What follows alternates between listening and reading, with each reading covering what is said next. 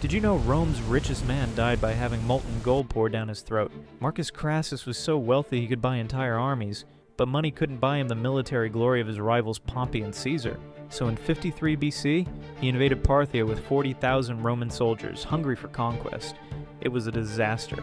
At the Battle of Corrhae, 20,000 Romans were slaughtered by Parthian horse archers who surrounded them like wolves. The Romans couldn't touch their enemies, who fired arrows from a distance, then rode away. When Crassus tried to surrender, the Parthians threw his son's severed head at his feet. Then they captured the old man alive. King Orodes had heard about Crassus's legendary greed, so he ordered molten gold poured into the Roman's mouth, mocking his endless hunger for wealth. "Here's the gold you crave so much," they laughed. But the humiliation wasn't over. They cut off Crassus's head and used it as a prop in a play at the royal court. Rome's richest citizen had become Parthia's greatest trophy.